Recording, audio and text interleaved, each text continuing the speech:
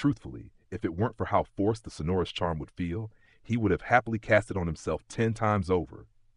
Hermione, you and the others, go find the headmaster immediately. Tell him that thing is dangerous and Snape is trying to steal it. Don't let him get away. Voldemort finished, shouting with heroic resolve, Go now. He might kill you. Don't let my sacrifice be in vain. Tears welled in the children's eyes as they left decisively, leaving Snape, who had just scrambled free from under the troll, grasping at nothing. Crumb, listen to me. Snape tried to explain, but Voldemort wouldn't give him a chance. Once an accusation is made, giving too much time to explain makes it easier to escape blame. Disarmed, unconscious, shattered. Spell after spell flew like water as Voldemort ruthlessly unleashed magic. Professors would come anyway, so there was nothing to fear. This wasn't a duel anymore. If things escalated, even Dumbledore might join the fray. Bang, bang, bang. Snape, caught off guard and unable to strike back, relied on supreme skill to block Voldemort's relentless assault. Without resorting to dark magic, this battle would drag on until Voldemort ran out of power, he thought. Hogwarts wasn't a place for fighting. Guns were forbidden, dark magic was off limits, and Voldemort was restricted in many ways. Even his own deadly finesse, honed from his fragmented soul, couldn't be unleashed fully, like his wand handling, one of his finest battle arts. Masters of dueling would understand how refined Voldemort's technique was. Roderick, the former Auror with countless captures, gripped his wand tightly, channeling immense speed and power. Snape's wand movements were rhythmic and precise, rarely leaving the triangular zone before his chest, allowing lightning-fast reactions while conserving magical energy. Dumbledore, meanwhile, barely moved his hand. With the Elder Wand, only a few fingers moved, making his magic swift and elusive. Voldemort himself, he preferred to cradle his wand between his index and middle fingers, thumb resting lightly on top, hardly applying any force. When switching spells, his palm remained relaxed. His whole body twisted to drive magical power, like a boxer throwing a punch, power rising from the feet through the waist into the shoulder, arm, and wand. Channeling his full body energy allowed him to cast effortless spells far beyond ordinary wizards in strength. But he dared not use it. It was too Voldemort. Lucky you, traitor, he thought angrily, unleashing a furious barrage of offensive magic. Honestly, if space allowed, he would have cast an air burst, a type of explosive curse that had once shattered part of the castle during the Battle of Hogwarts. Thunderclap explosion. In the end, Voldemort held back from unleashing a stronger blast, but this curse had once been deadly in Peter Pettigrew's hands, killing 13 Muggles and costing him a finger. The spell shot down the corridor, smashing into walls and sending stone flying. Snape's eyes widened in shock. How dare you? This is Hogwarts. You can't. Snape's shout was cut off as the spell barreled toward him. His ironclad charm wasn't strong enough to withstand such a massive explosion. Voldemort exhaled deeply, forcing his body to absorb the magical recoil from the violent output. Boom! At the last moment, Snape dodged the blast, though his back was grazed, leaving a large bloodstain. Crumb, you're courting death. Rising from the debris, Snape's anger was clear. Rarely did he raise his wand beyond the triangle at his chest, but now he did. And then, razor throat slash. Voldemort's eyes went wide in terror. This was his own creation, darker than Sectum Sempra. If struck, it would carve a wound straight through the throat, bleeding uncontrollably and refusing to heal. Even a skilled caster trying to save the victim might fail. Death came too fast. The curse demanded real malice. Snape wanted him dead. Obstacles everywhere. Muttering the incantation, Voldemort darted around, not expecting to completely block the attack, just hoping to buy a little time. Luckily, Snape wasn't very familiar with the curse. If Voldemort had cast it himself, the spell would have traveled in a parabola, making it almost impossible to defend against. How dare you! Snape, stop! McGonagall's furious shout echoed, and Voldemort breathed a sigh of relief. If they hadn't arrived soon, a berserk Snape might have forced him to unleash every dark trick he knew. McGonagall, listen to me, Snape tried to explain, hoping to prevent a deeper misunderstanding. Explain what? Voldemort roared. Do you think I don't know what curse you're using? The throat-cutting curse. You want to kill me. What? Filch, who had just arrived, froze in disbelief. That's his magic, full of killing intent and venom. Snape, have you really joined him? Well done, my dear headmaster. Voldemort silently applauded. Snape's face darkened further, as if cursed with a streak of terrible luck. Filch, maybe we should hear him out. McGonagall still clung to reason. But someone else was stirring trouble. Hear what? Voldemort shouted. Among the Gringotts' black-cloaked guards, some use the God's Blade spell. I've long suspected him. God's Blade isn't exclusive to me. Death Eaters once asked me for guidance. Death Eaters asked you for help? Voldemort cut him off sharply. Moody's suspicions were right. You're still aiding them. Snape had nothing to say. Take him down first. Headmaster Dumbledore will confirm his identity. Voldemort egged them on, and Filch was first to move. The fight reignited. This time, Voldemort wasn't alone. Filch's precise lightning-fast spells struck continuously. Snape countered decisively, then McGonagall joined, followed by a limping Kettleburn. 4 against Snape, already injured and with a wounded leg, the pressure mounted quickly. The onlookers watched eagerly, eyes shining with excitement. Further off, Malfoy and his followers appeared. Young Malfoy already drawing his wand. No one knew his intent. Stop! Dumbledore's voice rang out. Instantly, everyone froze. This was the authority he had built over more than a century. So natural, so unquestioned, even Voldemort had to admit that the command halted everything effortlessly. As long as Dumbledore lives, my Dark Lord ambitions are doomed. Voldemort thought bitterly. Dumbledore was a man of strong will and precise control. From his entrance to his final actions, he carried the air of a master strategist. Even his death had been part of a plan. Yet when it came to trust, he kept subtle distance.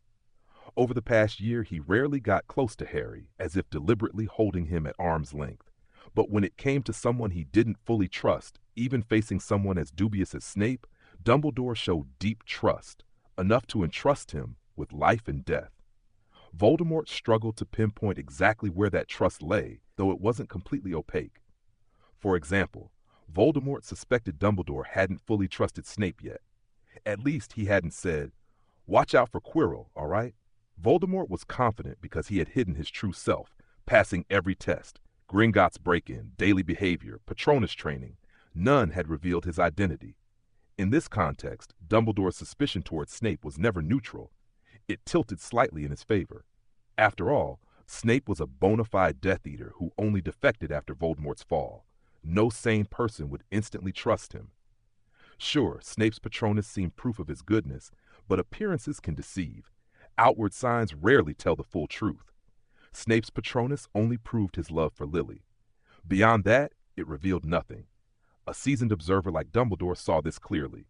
When everyone stopped, Voldemort noticed the subtle look Dumbledore gave Snape. There was something different there. There may be a misunderstanding here, Dumbledore said softly, waving his wand to restore the corridor. His gaze caught young Malfoy putting away his wand. Voldemort noticed too and silently approved. Intentional or not, Malfoy had helped tarnish Snape's reputation. I asked Snape to check this area. I feared someone might take advantage, Dumbledore said lightly. All right, you may disperse. His words were casual, leaving the truth deliberately ambiguous. Snape, scowling as usual, glared at the crowd before limping away. Was this really Dumbledore's doing? Voldemort's mind raced with doubts. Professor McGonagall, please put the troll back inside. Quirrell will come with me. I have some questions for him, Dumbledore instructed. Voldemort's chest tightened, but he nodded calmly and followed Dumbledore toward the 8th floor. They saw everything, right? Dumbledore asked as they passed the trio. Yes, Headmaster. They were right there with me, Hermione replied. Good. Then come along. My office has some treats, Dumbledore said warmly. Voldemort and the trio followed him to the headmaster's office. Ron looked a bit excited, while Harry and Hermione were calmer. Once inside, Dumbledore waved his wand, and the messy pile of papers on his desk neatly organized themselves back onto the shelf. Have some hot chocolate. Its sweetness helps restore strength and confidence, he said, smiling as he handed out drinks and conjured chairs for everyone to sit. Tell me what happened, children. Don't be afraid, he encouraged. Voldemort glanced at Hermione, silently signaling her to speak. I was upset after an argument with Ron and was crying in the bathroom during dinner when I suddenly heard a noise. A troll appeared. A troll? What happened then? Dumbledore asked, turning to Quirrell. It was a dark defense curse. It attacked me and left me disoriented for a moment, Quirrell explained, glancing hesitantly at the trio. Dumbledore waved his wand, and suddenly the trio couldn't hear anything. I sensed hostility, a malevolence toward Muggles, Voldemort lied smoothly. In that moment, I felt compelled, as if driven, to have the troll kill Hermione. Dumbledore frowned, murmuring, "It must be a curse combining confundus and targeted magic. It's grown stronger and clearer, perhaps because it followed him here." "He's here?" Voldemort exclaimed in genuine shock. He really was. He didn't understand how Dumbledore had known. "The castle told me," Dumbledore replied. "Now let's continue listening to the children." He waved his wand again. Voldemort noticed Hermione kept speaking, seemingly unaffected by their exchange. The other two also seemed unaware of what had just happened. Magic beyond explanation. Voldemort had no idea what spell Dumbledore had cast. "I sent Snape to investigate," Dumbledore continued. "But you three did well, and so did Quirrell. You must have been trying to protect the students, right?" "I couldn't beat him. That day in the restaurant during the fight, I realized it. That's why I told them to leave. I just didn't know." Voldemort didn't finish the sentence, but the meaning was clear enough. He wasn't sure if Snape would cruelly harm the children. A professor has to protect his students like they're his own. You did well. After addressing Voldemort, Dumbledore turned to the trio. "The hot chocolate is good. You can take some with you. If you want more later, just come find me." He gently encouraged them to leave. Harry and Ron nodded dumbly, while Hermione was already standing to say goodbye. Only then did Harry and Ron realize and follow her out. "You really did well, Quirrell," Dumbledore said once the trio had left. He rubbed his head in frustration. "But my thoughts are tangled. I need to ask you something that requires your careful consideration and judgment." "Please ask, Headmaster. I will answer seriously," Voldemort replied. "Do you think it's Snape? Could it be him?" Dumbledore asked gravely, not looking up. Voldemort was momentarily caught off guard, unsure how to answer. Of course he knew it wasn't Snape, but if he said it wasn't, he'd look foolish. And saying it was Snape could alert the werewolf and cause backlash. He had to tread carefully. Dumbledore waited patiently. "Hard to say?" Dumbledore raised his head in surprise. "I thought you'd say it's definitely him." "I don't know, Headmaster," Voldemort said bitterly. "This matter is too serious. If I guess recklessly, Director Flitwick would kill me." Dumbledore laughed softly. "Yes, you're still a child. This is too much to ask of you." Voldemort shrugged helplessly. After a few more words, Dumbledore let him go. Just as Voldemort was about to descend the spiral staircase, Dumbledore called after him, "Watch Snape closely, okay?" If it weren't for the calm brought on by Voldemort's lingering soul, he might have stumbled in surprise. That advice was meant for Snape. "Understood, Headmaster. I will." With that, Voldemort left without looking back. Everything was in chaos. This world was completely thrown into disorder by him. Chapter 77, Il-76 Transport Plane. Somewhere in Siberia, inside a secret base battered by a blizzard, Voldemort staggered forward, stopping occasionally to check his direction. "This damn weather. If the stakes weren't this high, there's no way I'd be walking back here on foot," he grumbled, head down against the howling wind. He didn't know how far or how long he had walked when suddenly a soldier leapt out from a snowbank, gun trained on him. "Finally found you." Voldemort stayed calm, shouting over the wind. "The blizzard was too bad and the vehicle broke down, so I had to come on foot." "Who are you?" the soldier called in Russian. "A special envoy. I need to speak with your highest commander about the two Il-76 transport planes," Voldemort replied in halting Russian. "Your papers." The soldier raised his gun without waiting for Voldemort to comply. "Don't move. Let my comrade come." Voldemort nodded, then saw another soldier crawl out of the snow nearby. How could they not be freezing like that? "Where?" the second soldier asked, approaching. "Pocket on my chest. Just feel around," Voldemort answered loudly. At the same time, he subtly gripped his wand inside his sleeve and silently cast the imperious curse. "The papers are valid. High clearance." The controlled soldier called to his comrade. "I'll escort him inside. You keep watch." The first soldier nodded and melted back into the snow. Voldemort followed his carefully controlled escort deeper into the secret base. Along the way, he silently cast memory charms, tweaking the soldiers' recollections so they would believe in him unquestioningly. Soon, they reached the security checkpoints. Voldemort advanced with a precise combination of imperious and memory charms, ensuring nothing went wrong. They told me to accompany you to prevent any accidents. You understand how important this is, the highest-ranking commander said. Voldemort responded with a series of spells, maintaining an outwardly calm demeanor. Understood. I'll follow your orders, the commander replied. Voldemort nodded, scanning the platform. 2 IL-76 transport planes sat on the airfield, cargo doors wide open, soldiers moving heavy crates in and out. I need to verify the quantity, so I'll wait inside the plane, Voldemort told the commander. By all means, Ostrovsky, the commander said. After Voldemort boarded, an officer suggested verifying his identity via telegraph. There's no need, the Supreme Commander said. I've seen him at the officers' ball, and don't create extra trouble. The telegrams could be intercepted. No one objected further. The top commanders quietly sipped vodka, watching the IL-76s being loaded. I'll meet the pilots first to ensure they're trustworthy, Voldemort said. Guided by a communications officer, he boarded one plane, meeting its pilot and using a memory charm to ensure obedience between the two pilots. Then he checked the other transport's pilot as well. The blizzard's heavy. Will it affect takeoff? Voldemort asked. He had only 2 days. Classes resumed soon, and any delay would be difficult to explain. No problem, sir, the pilot said confidently. I drank enough vodka to stay calm and clear-headed. Voldemort gave a thumbs up. Good. Give me 1 parachute pack. No, 2, he said to the officer trailing him. The 2 IL-76s, each loaded with over 40 tons of cargo, rose into the sky under Voldemort's anxious gaze. Well done, Crumb.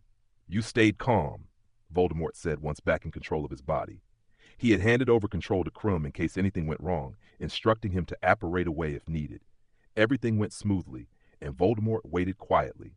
Half an hour later, he contacted the pilot. Landing point changed. Emergency location is. Before finishing, he unleashed a surge of magic. He didn't hesitate to use magic on Muggles. Let the England Ministry of Magic deal with it. This wasn't their airspace. Understood, sir, the pilot confirmed, contacting the other plane. Both IL-76s began turning mid-air. Voldemort didn't fully understand the cockpit instruments, but trusted his magic. Crumb, come out. If there's trouble or a collision, apparate immediately, he instructed, stepping back and returning control. Though he guided the planes, he couldn't control air traffic.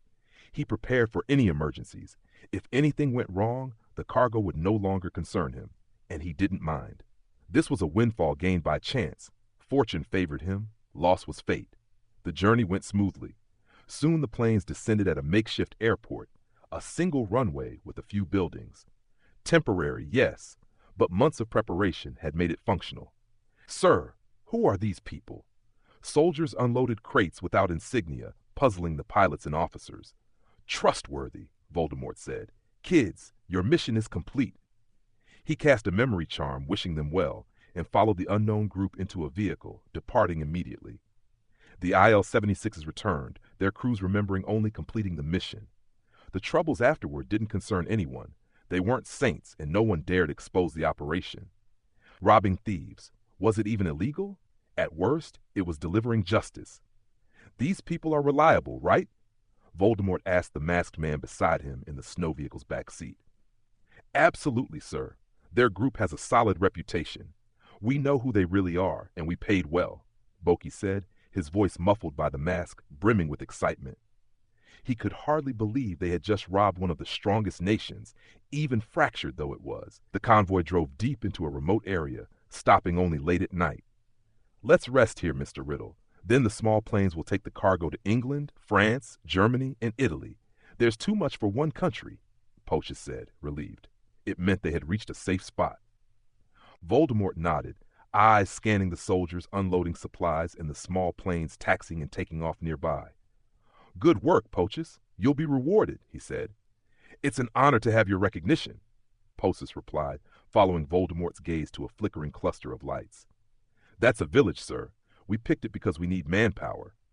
Any chance of trouble later? Voldemort asked. No, sir. None of this can be exposed publicly. For the villagers will cover for us. If anything goes wrong, the consequences fall on them. Lowering his voice, Pochus leaned closer. I heard from Sassurin. They've already moved over 400 tons. We only took about a fifth, but they handled much more. Voldemort nodded, recalling that the group had eventually moved 700 or 800 tons, maybe even more. They were terrified of being caught. Likely no next time, right? He asked. Yes, sir, Pochus said regretfully. Our operation was too obvious. They probably won't dare repeat it after all the traces we left behind. Voldemort nodded, feeling no regret himself. The country was already fracturing, and the gains he'd seized far outweighed this one heist. There was nothing to mourn. Besides, snatching gold worth 700 or 800 million pounds in 2 days, no Caribbean pirate of old could match that speed. All right, handle this money carefully. No rush, but be thorough. Voldemort instructed. Pochus nodded immediately, pride in his voice. The routes are set. The top football leagues are the best way to clean it, sir. Everything's already negotiated. Voldemort froze, opening his mouth to object. Football should be kept clean, but no words came. It felt like a fishbone stuck in his throat. Sir, any instructions? Pochus asked cautiously, sensing he might have overstepped. No, Pochus, none. Just, I want Manchester United, you understand that. Voldemort said, lowering his head and choosing silence, willing to let his ideals get dirty. Oh, yes, sir. I've already started negotiations with Edwards. He's interested, but Manchester United is publicly listed, and by the end of May, he only holds 17.2% of the shares. Get to the point, Pochus. Don't waste my time with trivialities, Voldemort waved him off impatiently. All right, sir. The stock market is tricky, but I'm working on it. Pochus hesitated. This might need your influence, your ability to persuade Edwards, if he fully supports. I won't do that, Pochus. Manchester United has to remain clean. I need it. It matters a lot to me. Voldemort fell silent again, then added, if that can't happen, insert a clause. Invest at least $20 million a year in Manchester United for 10 years, with potential increases later. Pochus's eyes widened. Recent record transfer fees hadn't even hit $20 million. If this went through, Manchester United would become the richest football club by far. Still stunned, a soldier approached with a young girl. Voldemort frowned.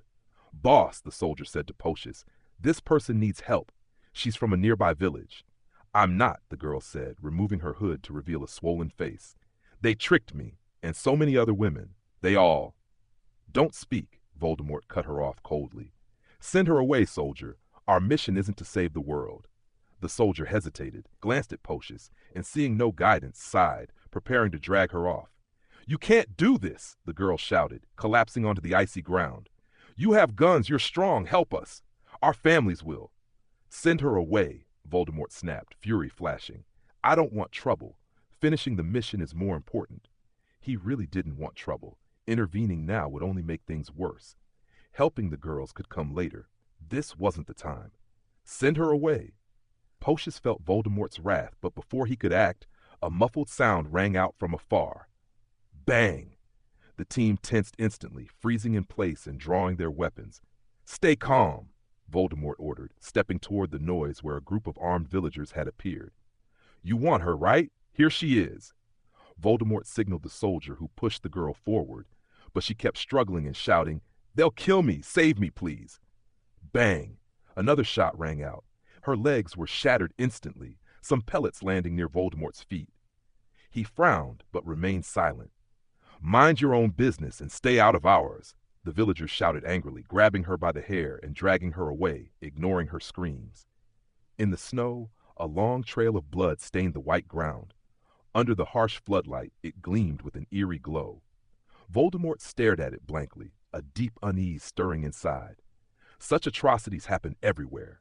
Humanity was never as merciful as one might hope, not to strangers, nor to their own kind. Who? Exhaling a cloud of cold breath, Voldemort waved the others to work while he walked to a nearby vehicle and found a cup of hot chocolate. He suspected Dumbledore had corrupted him. He was actually starting to enjoy sweets. Sir, Bocus began, but Voldemort cut him off. Quiet. I don't want trouble. Bocus nodded, still glancing toward the distant village. People are always like this. Voldemort said low and grim, taking, from nothing to something, from something to more, from more to everything. Bocus sipped his hot chocolate, staring at his boss, unsure how to respond. Boss. Nothing. Just feeling heavy inside. Voldemort looked up at Bocus, asking suddenly, "That girl just now, if she hadn't been hurt, she'd probably be pretty, right?" Probably, yeah? And a good figure too, right? Maybe, but it's so cold. She was dressed. That doesn't matter. She's a girl. But now she's crippled, damn it. At first I just wanted to change my own fate, but people, they're always greedy. His voice thick with anger, he pushed open the car door and stepped into the swirling snow. Greed, greed. At first I only wanted a recommendation slip. But you gave me more than that, and Boki knew his boss was a little unusual, but rich people usually were, weren't they? Today, though, Voldemort's behavior made him feel like he was witnessing a ghost. Voldemort pushed open the car door, pointed the small wooden stick he always fiddled with at himself, muttered something under his breath, and vanished into the blizzard as if he'd never existed. Yes, Boki was certain he hadn't imagined it. The man had simply disappeared before his eyes. Creak, creak. The wind and snow were so heavy that Boki couldn't hear his own footsteps in the deep drifts, yet in his mind, he imagined them stretching endlessly into the storm. My fuck, he muttered, the words almost lost in the howling wind. The blizzard raged, snow piling thick, and the footprints left by someone invisible looked eerie against the white wilderness. But Voldemort didn't care. Rage clouded his mind. This was the first time, but perhaps not the last. A young girl, right in front of him, had her legs shattered by vicious villagers wielding shotguns. A bullet had even whizzed past him. These damned muggles needed to learn respect for wizards. With that thought, he strode toward the distant village. The settlement lay quiet under the storm, though farther off, a crowd had gathered.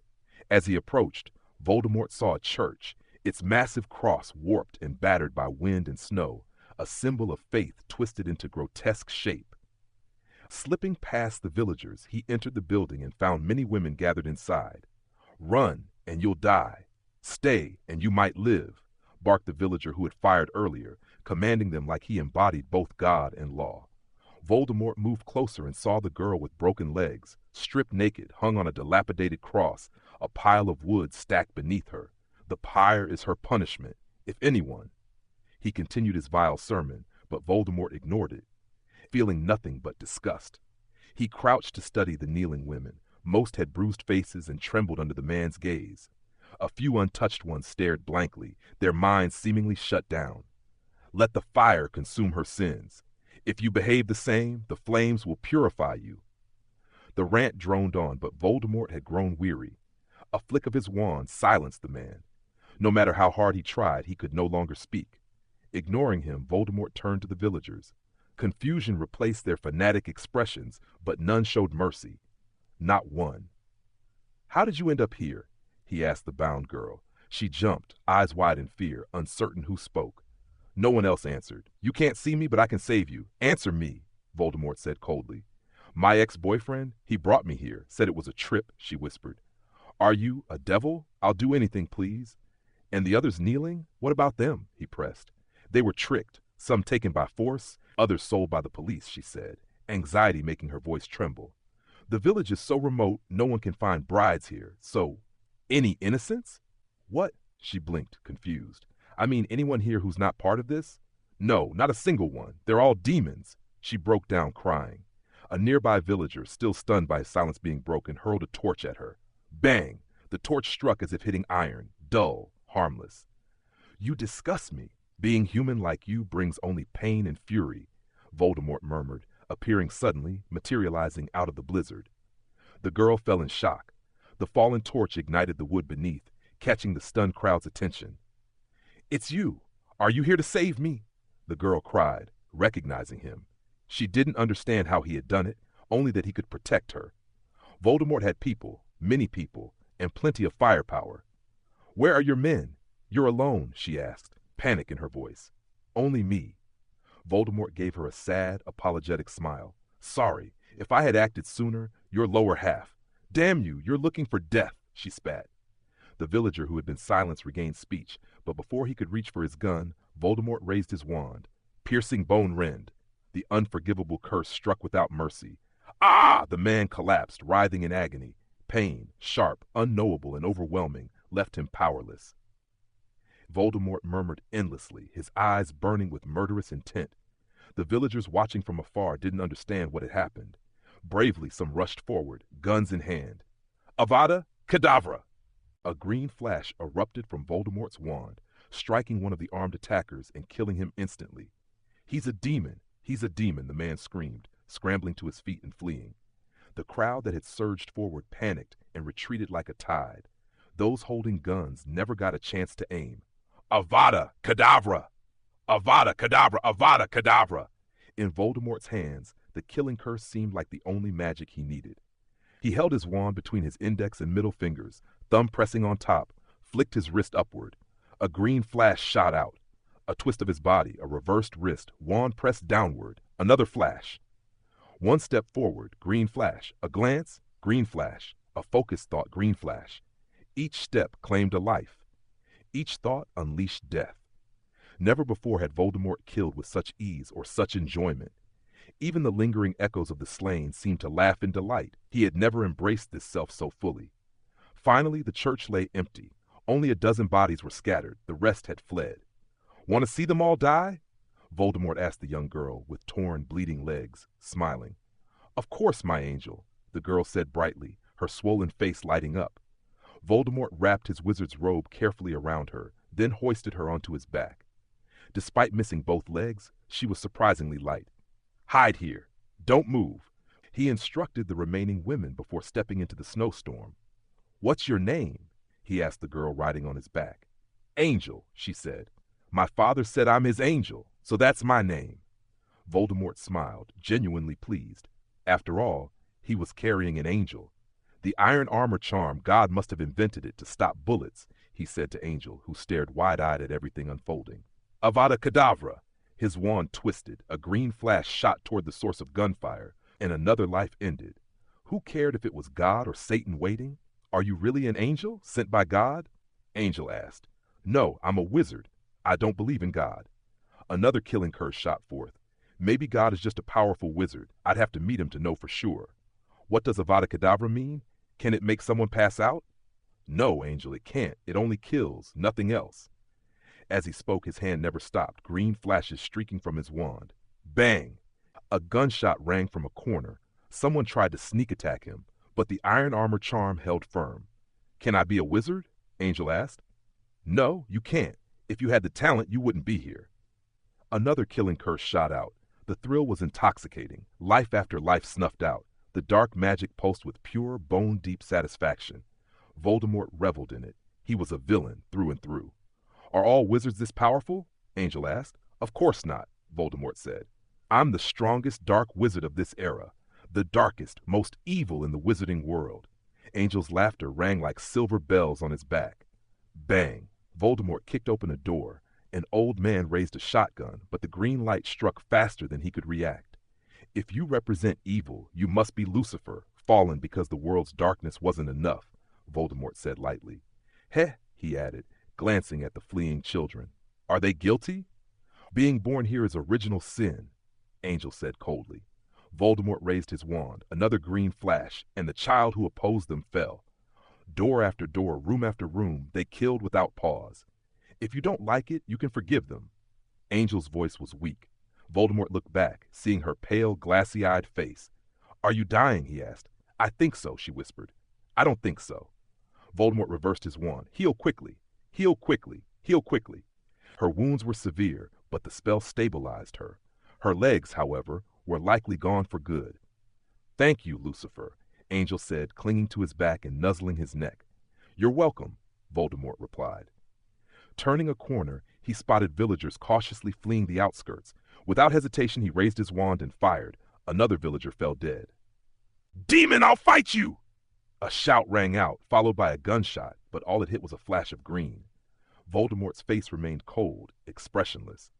Quirrell shivered deep in his soul. He had never seen his master so merciless. Suddenly, Voldemort stopped moving. Whatever his reason, the villagers scattered, fleeing in every direction. Angela looked at him with worry. His gaze fell to the lower left corner of his vision, where 4 unfamiliar Chinese characters glowed slowly. Killing moment. Killing moment? Voldemort muttered, then broke into a run. Catching up to some fleeing villagers, he silently cast the killing curse. A brilliant green light shot forth, its power undiminished despite the silent casting. Killing Moment, Feature 1, can cast Avada Kedavra silently with full strength, Voldemort thought. Silent spells were extremely difficult. The killing curse was lethal. Combining both was a feat even peak Voldemort might not claim. Clearly, this was the power of Killing Moment. Having discovered its first feature, he pressed on, casting a swift blade shadowless curse next. Unfortunately, it only left a shallow slash on the villager. Voldemort frowned, waved his wand again, still casting silently, and unleashed the throat-slitting curse. Pfft! An invisible blade sliced across the man's throat. Voldemort's eyes gleamed as he paused briefly, then cast the killing curse again, this time aiming at the back of the man's head. The skull split cleanly in two, like a razor cutting air. Killing Moment, Feature 2. As long as the intent is to kill, silent spells do not weaken any curse, Voldemort theorized. To confirm, he unleashed a torrent of spells. Exploding curse, fiery curse, summoning curse, any lethal magic at his disposal. Result, silent spells didn't reduce a single spell's power. Even the greatest masters of the silent spell likely couldn't match this. Voldemort slaughtered without restraint. Bang, bang, bang. A blazing light filled the village. Boki adjusted the floodlights. Faint gunshots still echoed outside. He was assisting Voldemort in decimating the settlement. After a brief pause, Voldemort raised his wand again, killing villager after villager as they tried to flee back into the town. Gradually, he felt the side effect of the killing spree. The urge to kill intensified endlessly with each life taken. The desire transcended all limits. A hunting dog ran past the roadside. Without hesitation, Voldemort struck. A child following the dog screamed and collapsed, and Voldemort swiftly cast another spell. He could not stop. Compassion had vanished completely. Angela on his back sensed the darkness growing. Fear crept in, but she gritted her teeth and held on. Inside Voldemort's mind, Kettleburn was terrified. He had wanted sleep earlier, but now felt utterly powerless. All life faded under the relentless spells. The killing spiraled toward an irreversible abyss. The heart of slaughter builds slowly, but the eyes turned red in an instant. When Voldemort had annihilated the village and stepped out to face the armed men waiting, his overwhelming murderous aura silenced them instantly. "Lucifer, calm down, Lucifer!" Angela tugged at his collar, panic in her voice. She feared he'd clash with the armed men, and if that happened, her benefactor would surely die. Magic was powerful, but she doubted it could withstand a dozen assault rifles. Voldemort remained silent, sweeping his gaze over the soldiers. His wand hung low in his right hand, trembling constantly. He wanted to kill, yet the pressure from the guns weighed heavily. How could he distract them and take them down one by one? The bloodthirsty Voldemort no longer cared who was friend or foe. That's the downside of a golden finger ability. In the darkest moments, he sought to destroy the world. In the frenzy of slaughter, he wished to kill everything. Only in calm moments with Linzuo did he retain some rationality, though even then he could not use dark magic.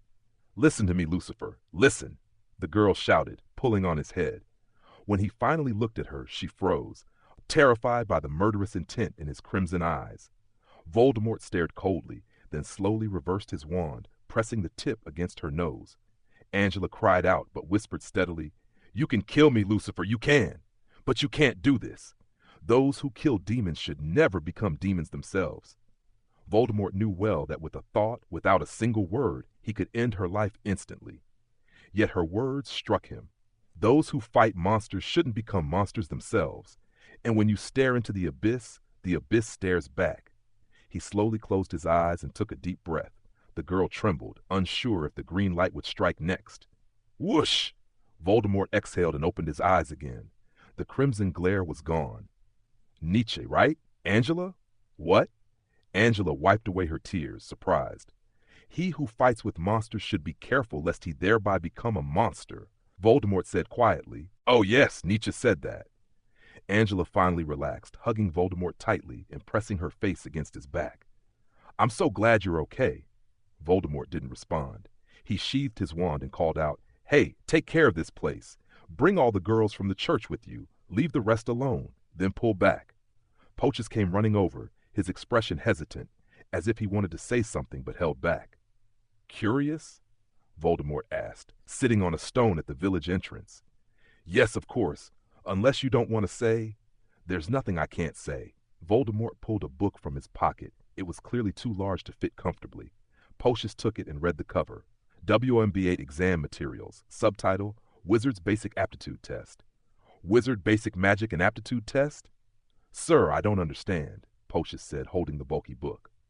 My world, you can learn a lot from this. Digest it well, and you might even be ready for the Ministry of Magic's exam, Voldemort said with a cold smile.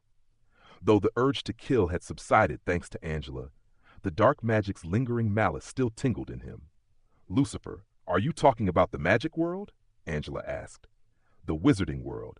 I like to call it that, though magic world works too. He glanced back at Pocius. This is your Christmas gift. I hadn't planned when to give it, but maybe now's the right time. Pocius was silent, stunned, still processing everything. Can I learn? Lucifer, I want to.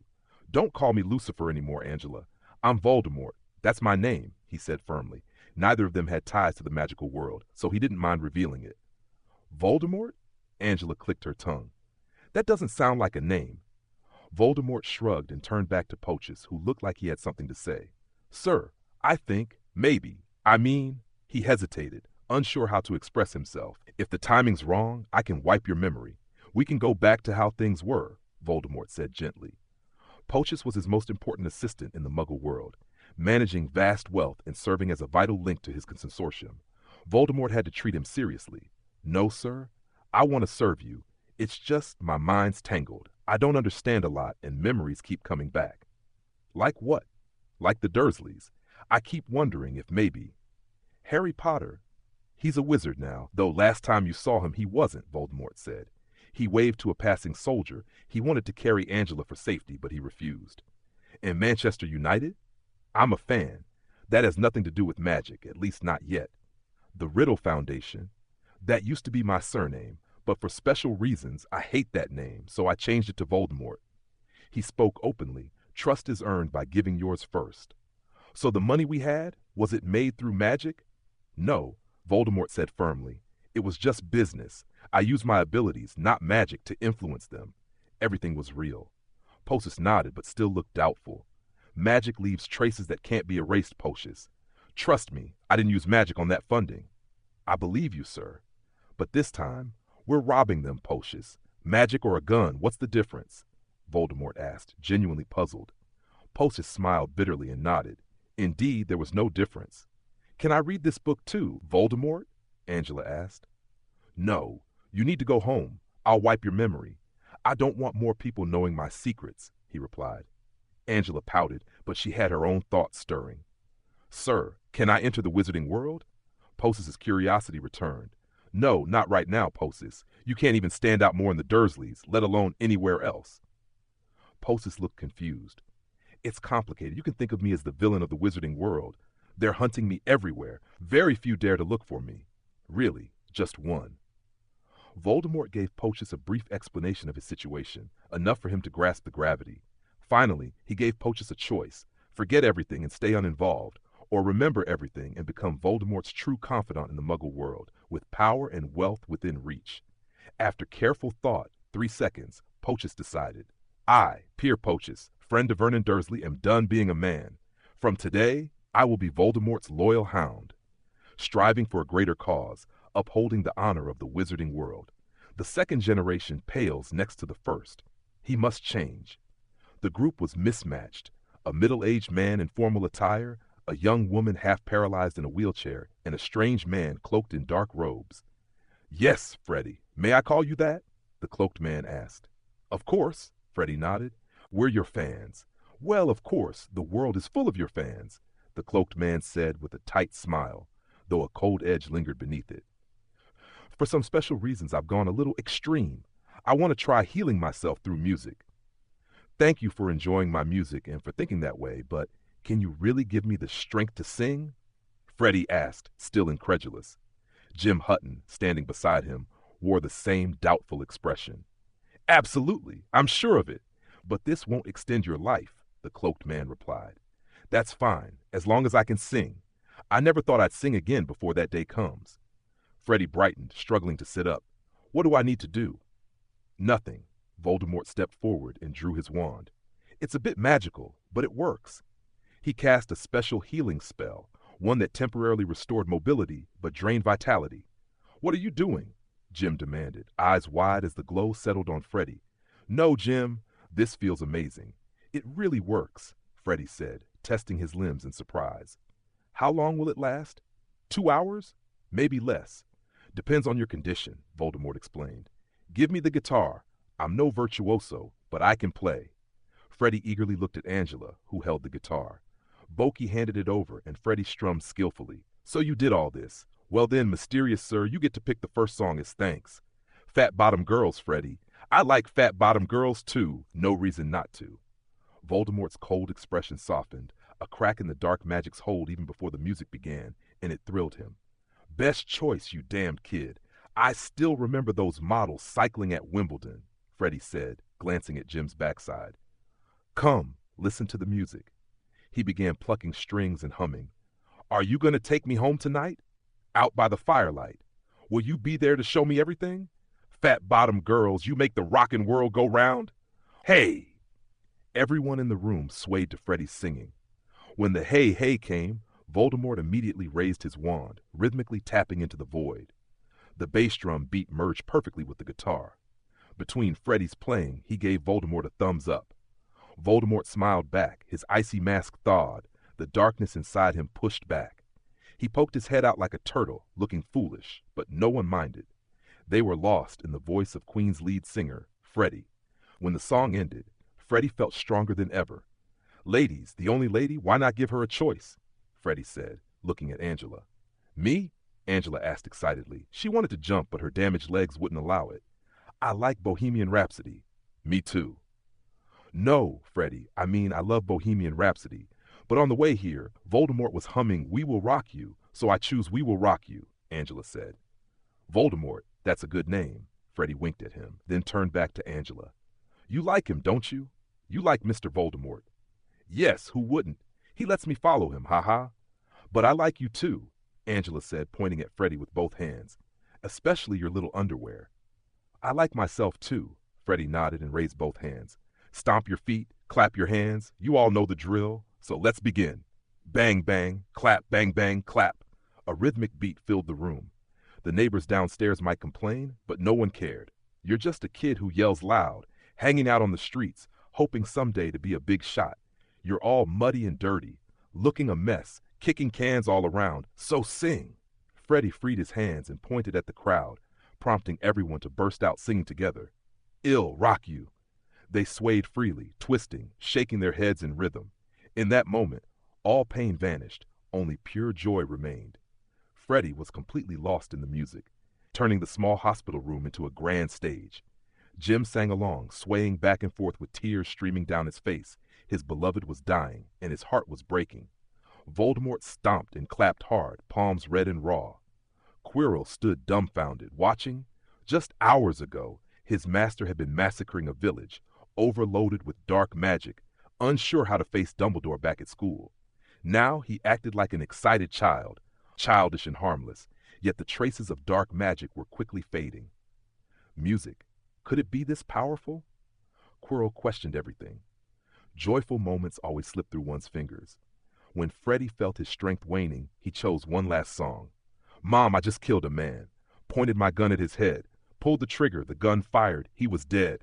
Mom, life was just beginning, but now I've left it all behind. Oh.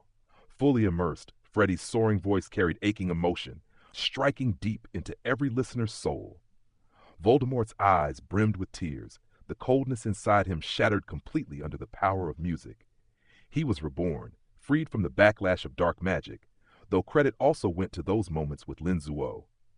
Thank you all for coming, my friends, Freddy said without much sadness. I can't sing for you anymore, but I'm glad for this day.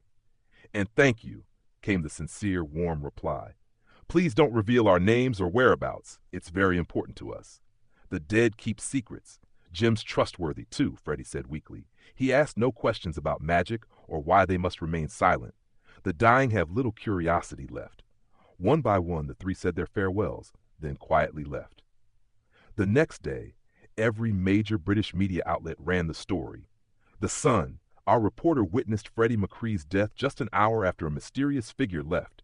Could his death be connected to that unknown person?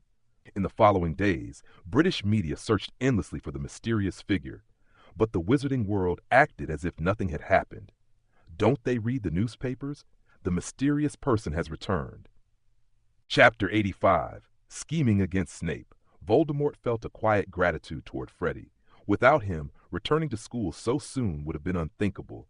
Music had a way of cleansing life's darkness, and Freddie's music even more so. "You look in good spirits, Quirrell. Any news this weekend?" Headmaster Flitwick asked. "Yes. The wealthy backers are interested in my favorite team. They've promised $20 million a year for the club's development. Long live Manchester United," Voldemort said, practically buzzing with excitement. Flitwick blinked, forcing a smile before excusing himself. $20 million? Manchester United? What is he even talking about? He thought, completely bewildered. "I'll try to catch a match sometime, Quirrell. You've piqued my interest in football," Dumbledore said as he passed by. "I'll buy the tickets for you in advance, Headmaster," Voldemort joked.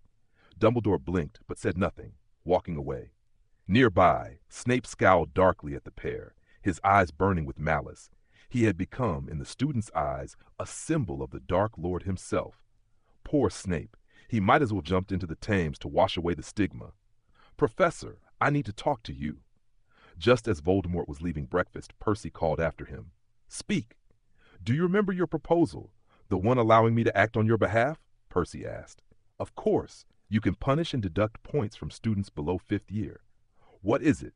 Voldemort replied. "Yes, Professor. Slytherin has gone too far. They keep slandering me, so—" "If that's all, no, Percy." Voldemort shook his head. "Permission doesn't mean you can target Slytherin."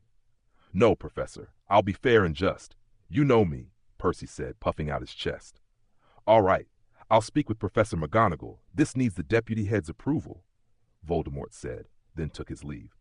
He didn't head straight to McGonagall, stopping first in class. The upperclassmen blinked, surprised to see him greeting them with a smile for the first time. "Music, children. Listen to music often. It's good for you," he said before class ended. No one quite understood, but it didn't matter. Voldemort went to find McGonagall. "You mean to transfer your authority to Percy?" McGonagall asked, wide-eyed. Voldemort nodded calmly, explaining that Percy had suffered from Slytherin's malice due to Voldemort's own oversight. Percy needed a tool, and Voldemort had decided to provide it. McGonagall hesitated, refusing at first, but Voldemort persisted, asking her to consult Dumbledore. By dinner, Percy had the authority he desired and launched his counterattack against Slytherin. Voldemort noticed Malfoy frowning. Sure enough, the little brat had been behind the schemes targeting Percy and Harry. But Voldemort welcomed it. For both Malfoy and Percy, this was a valuable trial. Time raced forward, and Voldemort immersed himself in magical research. The insights from that day of slaughter gave him a fresh perspective on magic. Healing charms remained his main focus, though no major breakthroughs had yet emerged. He wasn't worried. The Muggles were working tirelessly, and results would come. Christmas approached, and Voldemort declared, "We should decorate well so the children can have a happy holiday." Flitwick eagerly agreed, and seeing his enthusiasm, McGonagall handed him the lead. The dark arts professor began planning decorations, recruiting Filch, Hagrid, and eventually Hermione. Voldemort was pleased. Together with Hermione, he mapped out the castle's decorations. Most ideas were hers, but he contributed suggestions where he could. Before Christmas, another matter weighed on Voldemort's mind: the Quidditch match. According to his memory, chaos was inevitable. If not for the last accident, he might have avoided it. But now his perspective had shifted. He searched for books on fate, hoping to understand why destiny couldn't be altered, but found nothing. Consulting Trelawney yielded only unreliable predictions, which he dismissed as drunken ramblings. Prophecies only worked when she stared blankly, forgetting what she said. If she was serious, it was nonsense. Since fate was unchangeable, Voldemort focused on maximizing benefits within the known destiny. Last time, an accident made Snape the scapegoat. This time, he planned to strike proactively. After all, Dumbledore had said, "Watch Snape carefully, okay?" Voldemort was simply following orders. Snape, however, remained completely unaware of Voldemort's schemes. Yet every time their eyes met, Snape sensed nothing good. In Hogwarts, who thought Snape was a good person anyway? Dark curses, venom curses, and hexes are collectively called dark magic, Voldemort announced loudly in class. When casting a dark curse, the caster must lock their gaze onto the victim. He glanced at Hermione. She was listening intently, and he was certain she'd remember everything he wanted her to. There's a fun way to break a dark curse, forcing the caster to look away. Ha ha! Such spells obviously lack power. Of course, not all dark curses are like that. Hermione scribbled furiously in her notebook. Voldemort waited until she caught up before continuing. Venom curses cause pain. They're even more terrifying than dark curses. He continued, but this was standard content. He no longer paused long as before. After class, Voldemort quietly awaited match day. He was certain he'd be cursed again, but it didn't matter. He could control it. The real challenge was getting everyone to focus on Snape without raising suspicion. The best way was still Hermione. If memory served, it was the fire-starting spell she'd used before that had solved everything. At this rate, Hermione's becoming my accomplice, Voldemort thought with a thrill. If the girl ever realized how many times her accidental actions had helped him, would she collapse in shock? Perhaps, though, she might not follow her original fate. Maybe she'd become a Death Eater after all. After all, when destiny arrives, all one can do is embrace it. Chapter 86. Hermione, Professor, he's using a dark curse. Madame Hooch stood at the center of the field, catching Voldemort's attention. Beep! Beep! She blew her silver whistle sharply, and 15 broomsticks shot into the sky, soaring high. The match had begun. Voldemort glanced at the Marauders map. Old Dumbledore remained in his office. His eyes immediately found Snape in the teacher's stand, though Voldemort himself was sitting among the Ravenclaw students. Jordan's voice, amplified magically, echoed across the stadium, interspersed with Professor McGonagall's occasional disapproving remarks. Soon, Voldemort spotted Hagrid arriving, binoculars hanging around his neck. He sat beside Hermione and Ron. The moment was near. Sure enough, the premonition of a curse descending hit him. Without hesitation, Voldemort activated Spell Pause on his bracelet and waited quietly. Creature stirred trouble, sending a dark curse at Harry flying above. Harry, who had just dodged a spinning bludger past his scalp, suddenly felt his broom tremble. He gripped it tightly with both hands, squeezing it with his knees, barely managing to stay aboard. What was happening? Below, the crowd hadn't noticed. The shaking was brief. Before Creature could cast a second curse, a bead on Voldemort's bracelet exploded. The spell pause took effect, and the curse was dispelled. Creature, used to this, silently released control, and Voldemort calmly took over. Everything went according to plan.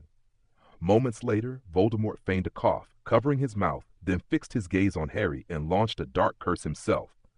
This time, the shaking was severe and prolonged. Harry teetered dangerously, and the crowd began to notice. The boy was holding onto the broom with just one hand, hovering midair. Some assumed the broom was malfunctioning. Madame Hooch considered stopping the match. Others saw differently. Severus Snape, for example. A dark curse was in play. Someone was using dark magic. Catch him and clear the boy's name, but Lily's son, rescue him first. After hesitation, Snape acted, stabilizing Harry. Voldemort ceased the curse instantly. Snape realized his counter curse no longer worked and prepared to pause. But as soon as he did, Voldemort, taking advantage of a sneeze, cast again. Round and round it went. Feeling toyed with, Snape eventually gave up pausing and held his counter curse steadily. Voldemort chuckled, eyes drifting to Hermione. Hagrid acting as a beacon made her easy to spot. Ron was already observing Snape through binoculars. Satisfied, Voldemort stopped scanning and simply teased Snape relentlessly, forcing him to maintain the counter curse. Achoo! Just as Voldemort planned to use a sneeze to cast another curse and provoke Snape, someone brushed against his back. Hermione, what are you doing here? Voldemort froze. Had he been careless? It's Snape, Professor. He's casting a dark curse. Hermione said angrily. You clever little devil. Won't stop until you ruin Snape, huh? Voldemort thought, glancing toward Snape.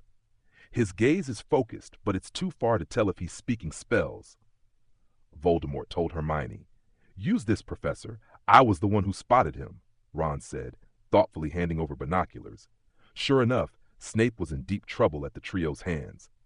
Voldemort pretended to examine the scene, even using the binoculars to shield his mouth, and cast another dark curse at Harry. "It's definitely him. I'll keep countering. You go interrupt him, and